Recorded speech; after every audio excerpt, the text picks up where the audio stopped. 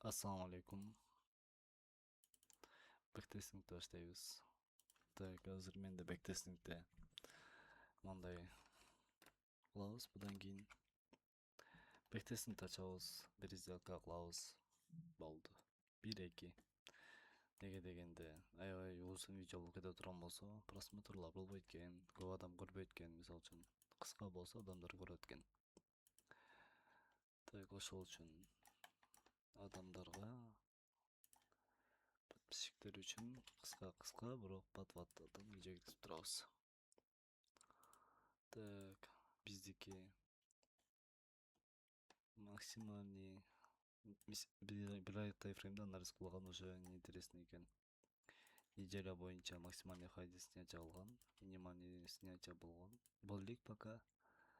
Так, неделянын максимальный базасын снимать эткенде ырынакта реакция бар ылдыйга, дневной хайди снимать этип ырынакта фрактал пайдаланган.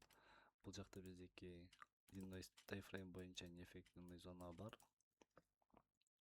Бул bir айлык тайфреймде минимальный базасы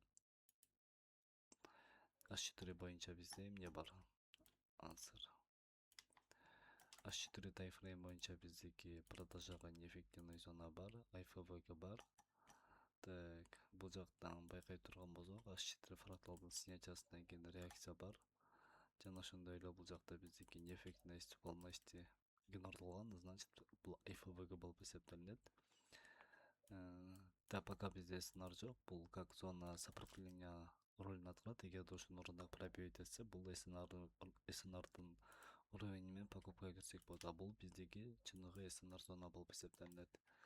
Так, эми M15 тайфреймге киребиз да, бул жакта логикаларды карайбыз. Да, бул жакта логиканы карай турган болсок, бул жакта шортовый движениянын зонасы бул бизге как IFVG-нын ролін атқарат. Ликвидное снятие бар IFVG-да. Так, SNR-га закреп бар. Үстүнкү SNR-га закреп жок экен пока. Өзүнүн зонанын ичиндеги SNR-га закреп бар экен.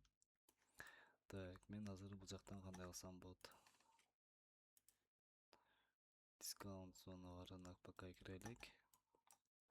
Лондонск сессия. Давайте бүгүн эгерде покупкага сигнал чыга турган болсо, мен покупкага кирем. Жол болсо дискаунт зонадан покупкага кирсем болот.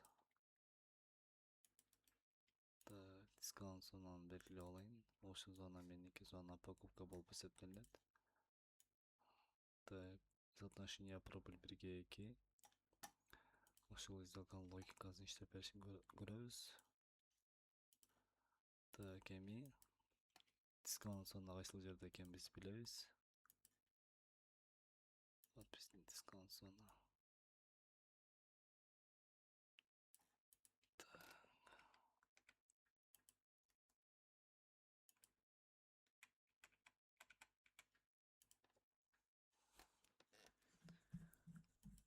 Буну пока алып турайлы. IFVG зона биздеки белгиленүү, уже билебиз, биз ушул зона IFVG M15. Вот IFVG зонанын ичинде жүрөт, рынок дискаунт зонага пока келдик. Лондон Азиянын минимальный базасын снятия кылды. Бул жакшы белгилердин бири болуп эсептелинет. Так, дискаунт биздин лимитканы рынок алды. Дискаунт зонага келип реакция көрсөк болот покупкага. Жана ошондой эле Тихоокеанский сессиянын минимальный базасын снятия кылып, өйдөгө кетип бара жатат десек болот рынок. Так, биякта Лондонский сессияда SNR-га закреп болду. Рынокто бул жерде IFVG бар. Жана ошондой эле неэффективный зона бар покупкага. Так, биз азыр экинчи модель менен покупкага киребиз. Биринчи модель пока иштеп жатат. $623 прибыльда. Так, экинчи модель менен биз покупкага соотношение прибыль 1/2, 2,5 менен покупкага киребиз. Эми давайте мындай кылабыз. Кичине рыноктун скоростун азайтабыз дагы, и рыноктун иштеп беришин көрөлү, кандай иштеп берет экен.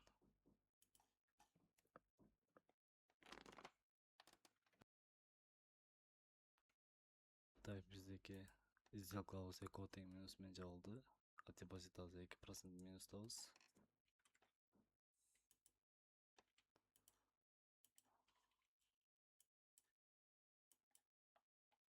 Биздин логика отрабатывать эткен жок бул жактан.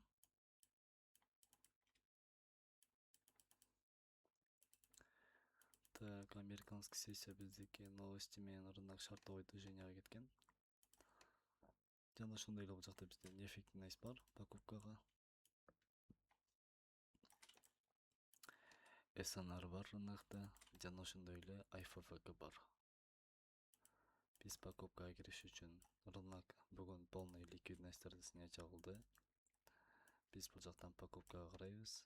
Соотношение прибыль 1/2, риск 2%. Так, биз покупкага киребиз. Давайте максимальный хайга коебуз тек профитибизди.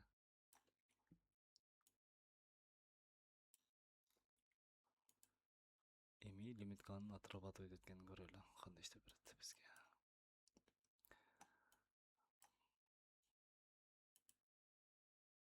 Да, bizde limit kanı rınak aldı. Пока рынок минуста. IFV'га келип рынок реакция алды покупкага. Азиатский сессия чыкты рынокто. Так, Азияда бизде модель боло покупкага. Лучше азыр мен уже Лондонду күтөм. Азияда эч кандай модель жок. Лондон Азиянын минимальный базасын снимать этип SNR менен закреп берсе покупкага. Покупка кылсак болот мынакей. Бул жерден Азиянын минимальный базасын снимать этти. Эми бизге закреп керек SNRга покупкага кириш үчүн. Так, Лондон закреп бар. Бул жактан покупкага карасам болот сделкамды. Зонада бизде эмне бар? Буякта большой IFVG бар. В данный момент рынокто IFVG зона бар. Неэффективный зона бар. SNR бар. Азиянын минимальный базасын снятиясы бар. Соотношение прибыль 1/2, покупкага кирем. 1% менен. Так. Эми бул сделка астындагы иштеп беришин көрөлү. Да, биздики американский сессия чыкты. Американский сессия аябай мындайча айтканда агрессивно чыгып жатат, иштеп жатат. Биздин сделкабызды уже стоп-лосс менен алды. Депозит уже общий 3% минустабыз. Так, американский сессияда бизде рынокто SNR закреп бар. IFVG полностью игнор болду. Вот IFVG рынокто образовать этилди. Биз сделкага заранее киребиз. Уже модельди биз толук көрдүк десек болот. Эмнеге дегенде американский сессия рынокто Лондондун минимальный базасын снимать этти уже. Значит, бул Лондондо көбүнчө снять болгондон кийин Америка аркылуу биз покупка рынокто көрсөк болот. Так, лимиткабыз алынды. Биз азыр покупкадабыз. Кичине рынокко скорость берип коелу. Азиатский сессияны по-любому пропускать этебиз биз. Скорее всего. Да, сделкаларыбыз биздики пока плюста. Эко тең 2% плюска чыгып жатты десек болот азыр.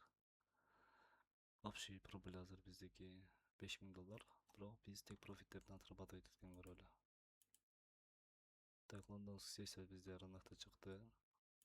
Американский сессияга чейин биздики ближайший тек профитке чыгып берсе аябай жакшы болмок.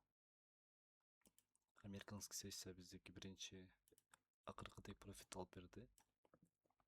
Да, бул жерде логикасын дагы бир сыйра бекемирээк түшүндүрүп кетейин. Так, биякта биздики буга чейин биз сделка ачканбыз, стоп-лосс менен жабылды. Лондонский сессиянын минимальный базасын снимать этти. Американский сессия жана ошондой эле бул жакта рынокто биздики IFVG чыккан. Продавецтердин күчү жок экенин түшүндүк, жана ошондой эле рынокто СНР зонага закреп болду. И покупкага нефиг чыккан. Ылдыйкы нефиг жана ошондой эле үстүңкү нефиг бизге отрабатывать этип берди. Бирок биз заранее сделкага киргенбиз. Бул жактагы биз импульсовый свечадан кийин рынокто түшүндүк, что биз СНР бар, ылдыйкы зонада АйФВГ бар и ликвидное снятие бар. Соотношение прибыль 1:2 менен 2% менен покупкага киргенбиз. Биздин сделка уже отрабатывать этип берди толук турда. Так, эми биздики буга чейинки сделкабыз бар болчу.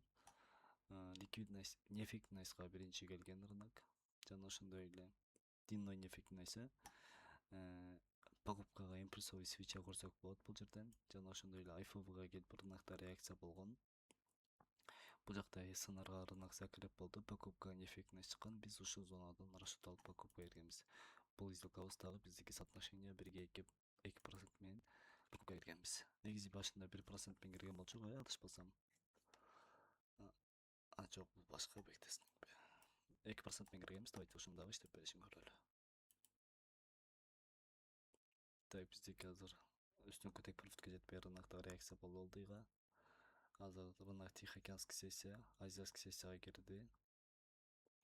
Азиатский сессия биздики аябай слабый болду. Лондонский сессия дагы боковой движенияда пока что.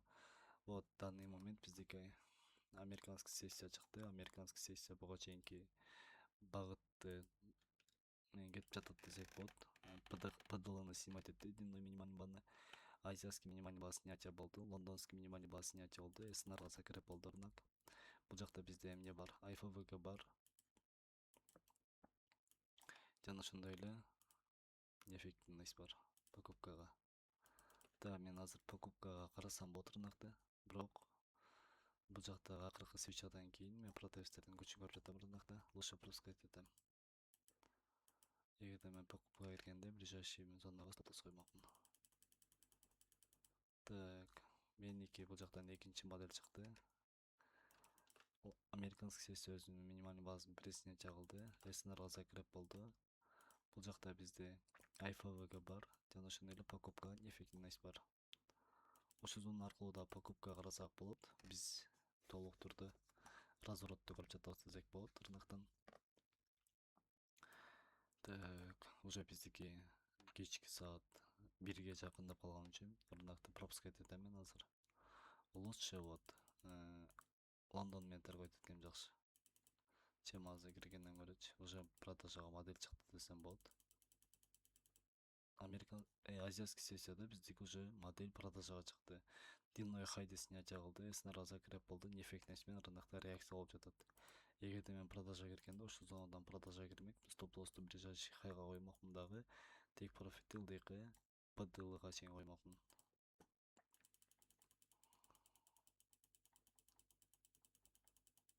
Да, биздин сделка отрабатывать этип бермек экен. Продажага алган сделкабыз. Мейли. Бизде азыр пока покупка сделка барга болгон үчүн биз буну көтөбүз толук турда. Азыр менде американский сессиядан покупкага модель чыкса мен кирем. Так, лондонский сессия кайта агрессивный разворот алды. Бул жактан покупкага модель чыгып жатат, бирок өтө жакшы эмес. Тым бойло американский сессия ачылып калды биздики. Азыр агрессивный торговля болушу мүмкүн. Үстүңкү манипуляция менен үстүңкү хайды ылдыйкы минимальный бааларды снимать этиши мүмкүн. Лучше пропускать этебиз вот мынакей ошондой болуп. ПДЛны снятие кылды, ПДХны снятие кылышкан, рынок эми биздики өзүнүн трендовый багыты менен рынок үстүңкү биздин тек профит алып бериши мүмкүн азыркы баа менен. Так, биздин тек профит алынды. Бул жакта менде покупка модель чыккан американский сессияда, пропускать этип салдым. Вот покупкага кирсем мен ушул зонадан покупкага кирмек болчу экенмин. Так, СНР кайсыл жерде турат биздики? СНР, вот. Эми покупка зонам ушундай болмок. Соотношение прибыли 1:3, 1:2. Бул сделкамда меники прибыль менен жабылмак экен. Модель бар болчу да, просто ачкан жокмун сделка. Меники общий от депозита 5% прибыль. Башында сделка окшошкон жок. Анан аякка 2 сделка биздики полностью прибыль менен жабылды. Просто азыр кандай десем, 15 минут бектестинг болуп тур. Уже канча бектестинг? 5 бектестинг кылдым окшойт. 4-5 бектестинг подряд. Кайта. Энергия да кетип калды, анан жумуш кылгандай концентрация да кетип калды да. Ошол үчүн ушундай риск менен торговать эткенге туура келди. Туура түшүнөсүздөр деген ойдомун. Win rate биздики 40% өтө жакшы эмес. 40% 5 сделка 3 минус 2 плюс. Башында 3 сделка подряд минуска кирдик. Вот бул жактан көрсөк болот. И потом 5%ке кайта чыктык. Биздин торговля башталды. Так, 25-и 09:25 и торговля өспүттү.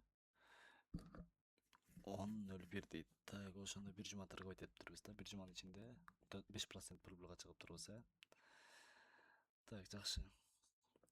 Биздики покупкага чыккан сделкабыз прибыльный болуп туруп, продажага чыккан